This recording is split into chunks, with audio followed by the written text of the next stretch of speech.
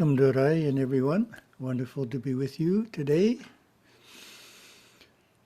Om Sahana Vavatu Sahana Bhunaktu Sahaviryam Karavavahai Tejasvinavaditamastu Ma Vidvishavahai.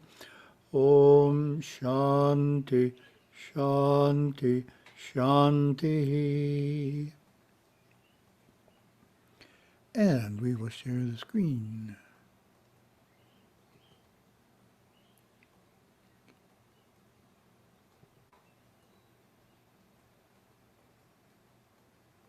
Okay.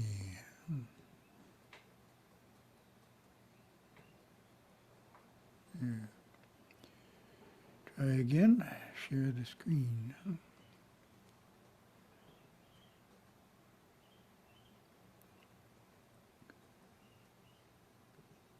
Screen wasn't in shareable mode. There we go. April 16th in Asia. Happy New Year. Happy Nartana Ratau. Best time of year for planning.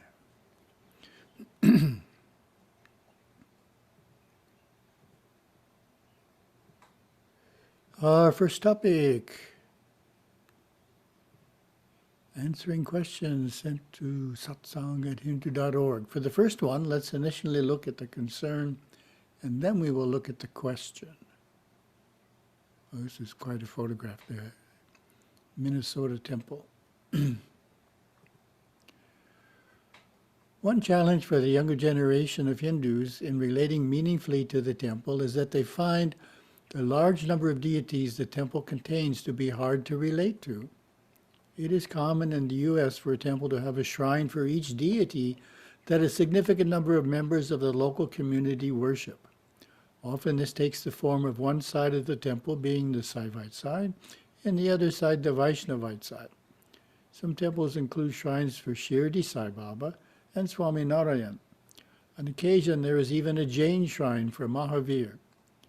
Two temples in the U.S. I visited recently, this of course is probably a couple of decades ago, recently, had 25 and 27 shrines respectively. Imagine that, you have to worship at 27 different shrines. Yikes. That was the Minnesota temple, and it's a very interesting temple. Talk story for a minute. It's beautifully conceived, the idea that each shrine is done in the architecture of the region of India the deity is most popular in. So, for example, the shrine for Ayyappan looks like Sabarimala, has steps going up and everything.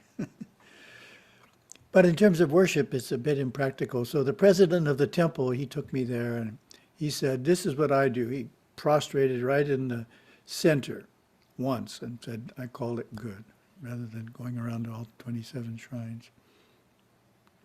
So that leads to the question. The presence of a multiplicity of shrines can generate the question, why does Hinduism have so many deities? Why can't it have just one? And how would you answer that question?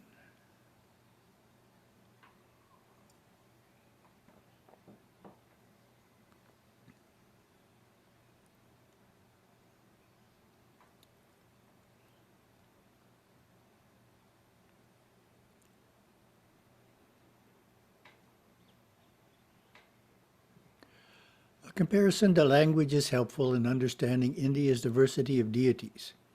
India has 22 official languages, 122 major languages, and 1,599 other languages. 1,600 languages in India. They are spread out geographically and certainly not all spoken in any one place. This is because in ancient India there was not much travel from one region to another, and therefore it was natural for language differences to develop. The United States has one official language, English. Again, this is because of how it developed historically as English colonies. And I jokingly say, I think at some point Spanish is going to be a second official language.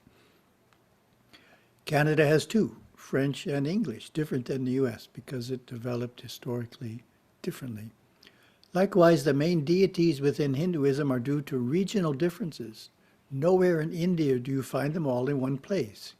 This only happens in temples outside of India, such as in the United States.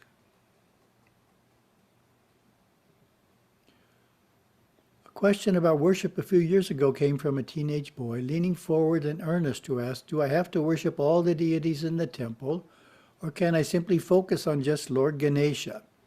I'm finding that keeping a singular focus, I am getting much closer to him. I'm beginning to form a connection in a way that I never had with any of the other deities. I replied in the affirmative, that it is fine to focus on just one deity. In fact, this is the pattern followed by most Hindus.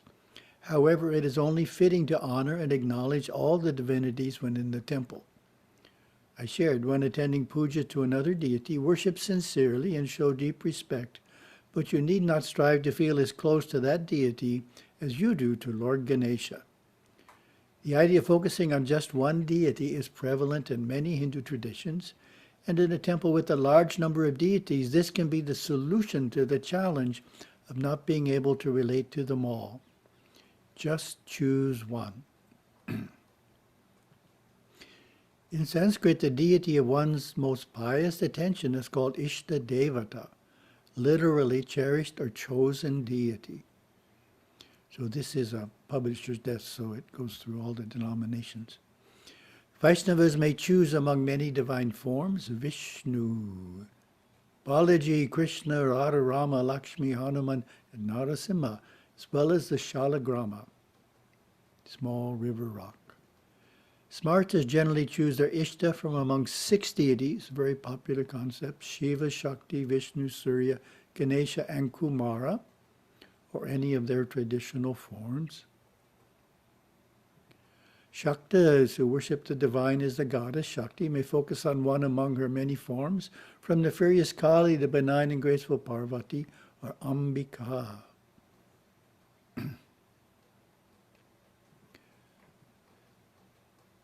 Saivites direct their worship primarily to Shiva, as represented by the Shiva Linga, Nataraja, and Ardhanarishvara. Many Saivites choose Lord Murugan, also known as Kartikeya or Skanda, as their Ishta Devata. Gurudeva, staunch Saivite, taught us to worship Shiva as the supreme god while starting with the worship of Lord Ganesha, who is the closest god to the material plane of consciousness, most easily contacted and most able to assist us in our day-to-day life and concerns. An analogy to friends is helpful. Teenagers have many friends, but it is common to have one best friend to share the personal details of life with. Having an Ishta Devata is like that, and the feeling we should have toward that divinity is the same as the feeling we have for our best friend. Holding a singular focus helps us to draw closer and closer to that deity. Another approach to understanding the deity's compassionate nature, and in the process ridding yourself of any lingering fear, is to think of the god or goddess as the parent and yourself as the child. In fact, the deity is the perfect parent because no matter what we do, she always sends us blessings and love. When we make mistakes, he never becomes angry or punishes us. The deity's love is perfect love, existing at all times, in all circumstances, for all souls. In developing a closeness with the deity, we eventually discover and bask in that perfect love. Tirumandaram by Tirumular affirms this idea. The ignorant foolishly say that love and Shiva are two, but none of them knows that love alone is Shiva. When men know that love and Shiva are the same, love as Shiva, they ever remain. That's a beautiful verse. Anbe Shivam. And another question. A question I have is about the different traditions in different temples and communities which practice is Agamic, meaning an expression of divine law about the workings of the inner worlds versus mere tradition that is not related to these inner workings. Presumably the first is immutable the world over and has to be followed, whereas the second is per local convenience.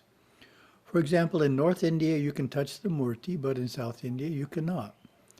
In tradition you do deva karya before pitru karya, but in other traditions it is the opposite. In one tradition you do not perform puja or pass flames 30 days after death, whereas in another you only wait 13 days. An important aspect of Agamic, such as in saying Agamic temple worship, is that nowadays it is synonymous with South Indian temple worship. I have heard it said by two different Agamic priests, who were both scholarly, that Agamic worship used to be pan-Indian, both in the north and the south. It was lost in North India due to the foreign invasions.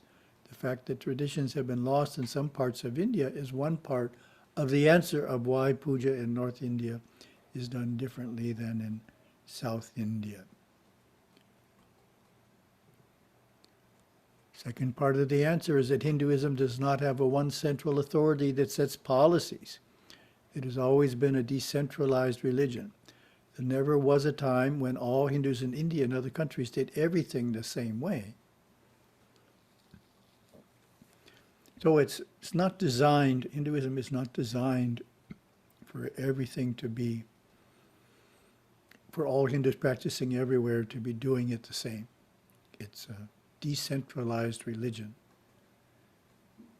That's part of the reason there's so many differences. But Agamic basically relates to temple worship. The Agamas, which is where the word comes from, are the scriptures describing temple worship. And we have Saiva Agamas for Saivite worship, Vaishnava Agamas for Vishnu worship, which comes in two forms, Pancharatra Agama and Vaikhanasa Agama. And that's as many of the categories of Agamas as I know. And they're all a little different. But they have the same broad principles, which is that the deity resides in the murti during the puja. Therefore, we can't touch the murti. Just like, you wouldn't expect to be able to touch Shiva if you were to meet him. This is an interesting question. The second question is, why is it recommended that you do not photograph the murti? Some temples, Chidambaram, are very strict about this ban, and others even have official photos of the murti for sale. Can we photograph our home shrines? Well, I don't think I answered that question. Can we photograph our home shrines? No problem in photographing the home shrine. But the answer about photographs, it's interesting. Sometimes I'm asking chat, see what chat GPT thinks. Sometimes it gives really good replies. So this one's really good. The main reason behind not photographing the murti is that the murti is not just a physical representation of the deity, but is believed to embody the divine presence of the deity. That's the essence of Agamas. The divine presence of the deity is in the murti during the puja. Taking photographs of the murti can be seen as an intrusion into the sacred space and can be considered an act of disrespect towards the deity. So that's a good point. Intrusion and disrespect. Well, my own experience is that taking photographs subtly influences the ceremony itself and makes it more external than it would have been without the photography. So it changes the ceremony, photographs being taken. Part of that is that the photographer is in a more external state of mind than the worshippers. So the photographer is more externalized, may not be in a devotional state of mind at all, and right there in the middle of the ceremony. So it definitely impacts it. So this idea came up in a Hindu Students Association seminar. I got a question from a grad student who was an astronomer. Is a phenomena changed by it being observed? Very subtle question, right? Is the same thing going to happen in an experiment, if it happens without an observer, or if an observer is present, is the presence of the observer and observation changing what is happening. So I gave my example of a home inaudible temple being influenced by a monk taking pictures of it. It definitely changed it. The ceremony was different than it would have been, wasn't as profound as it would have been if we hadn't been taking pictures. So it's true in the sense of just devotees being present who aren't paying attention and thinking about other things. That distracts from the ceremony too. So the best ceremony is when everybody present is totally wrapped up in the worship and enthusiastic about it. Then the ceremony reaches its deepest potential.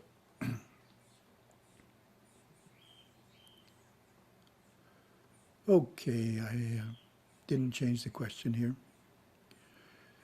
That's not the question. The question is, why do we make offerings of so much milk and food to the murti? Wouldn't it be better to give it to the poor?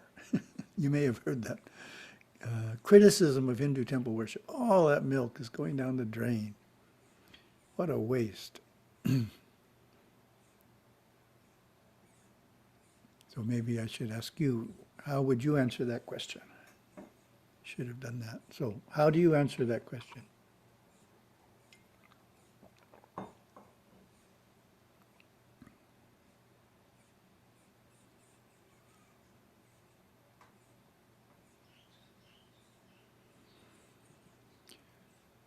The devotees offering of cut fruit, cooked food, water, fragrant flowers, and milk play an important part in the inner workings of the puja.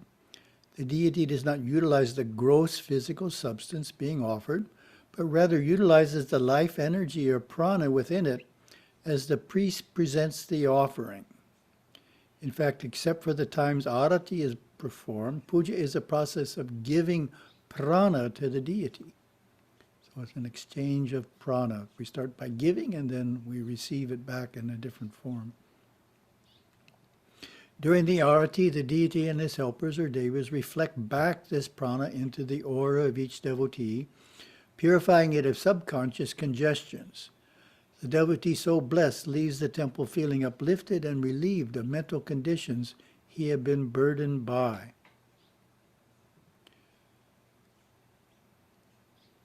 Yajna is the same process. Chandrapuri Mahaswamiji, head of Kailas Ashram in Bengaluru, visited our monastery in Hawaii a few years ago. His 3 priests performed an elaborate yajna in our Kadavul temple with extra offerings of grains and woods they had brought from India. Suitcases of them.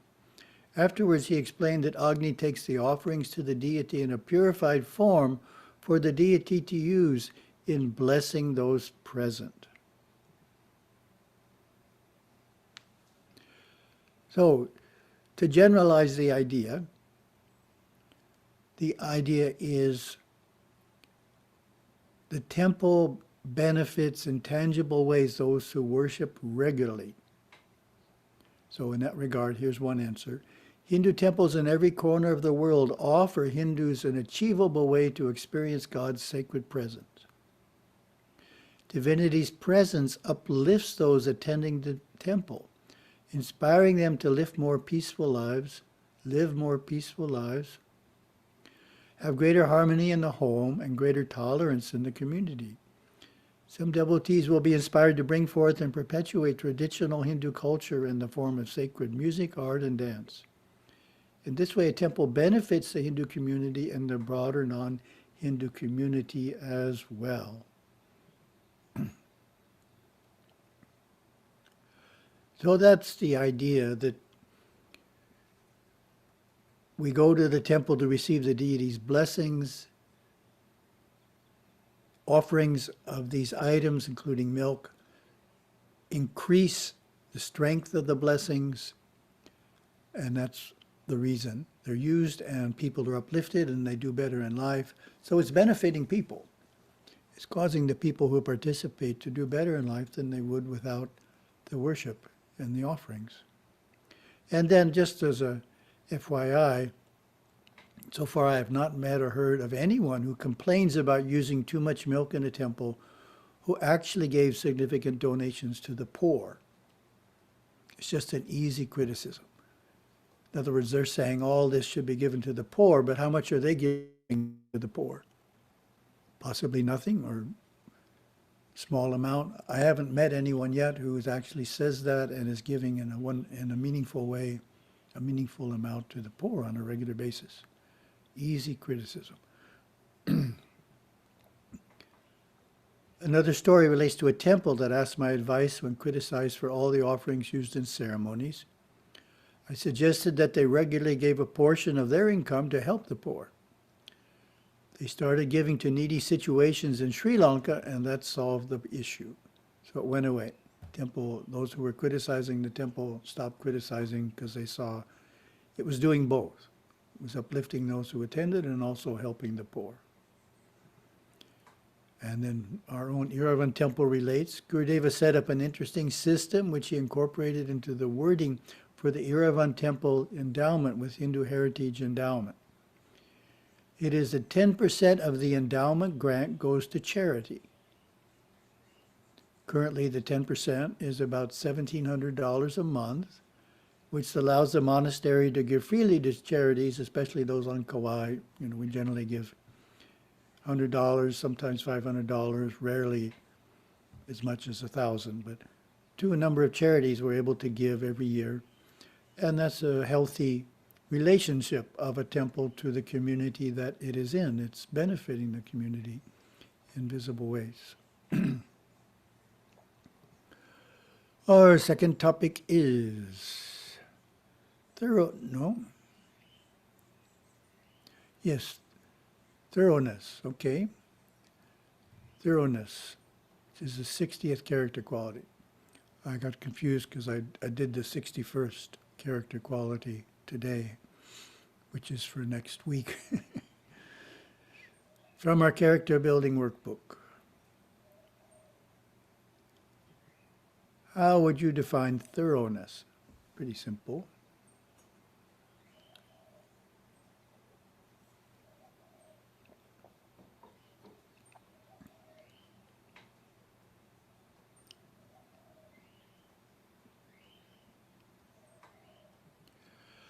The workbook gives this definition. Thoroughness is the quality of taking pains to do things carefully and completely.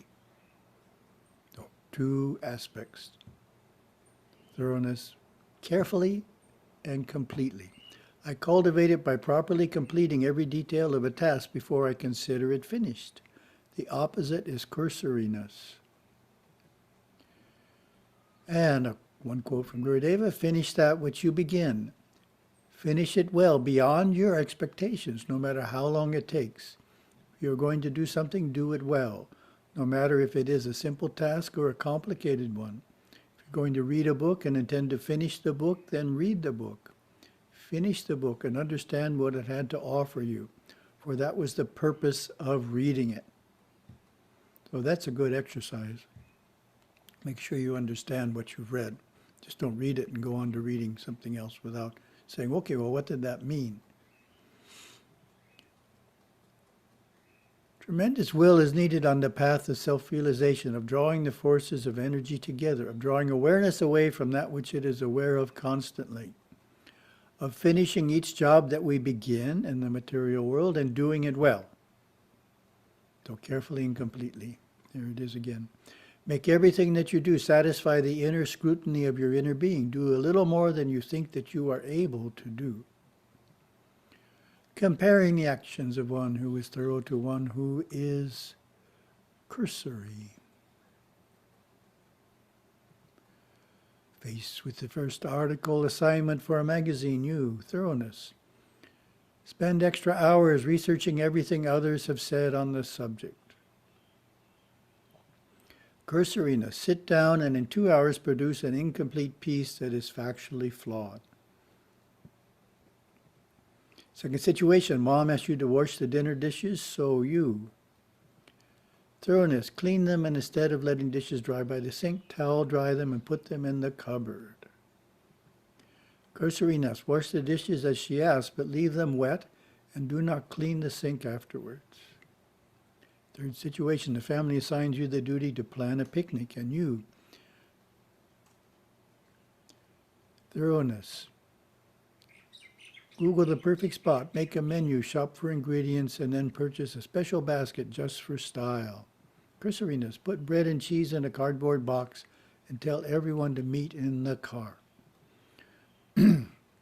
Reflection, take a moment to identify a few ways in which you could improve in thoroughness. So doing things with care and completing them.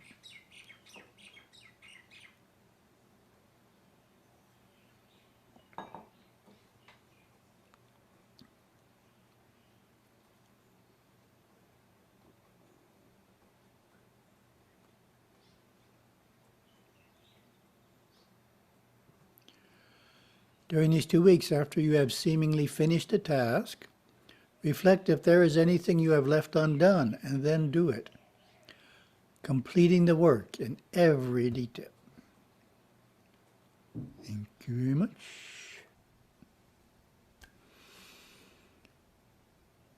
Oh.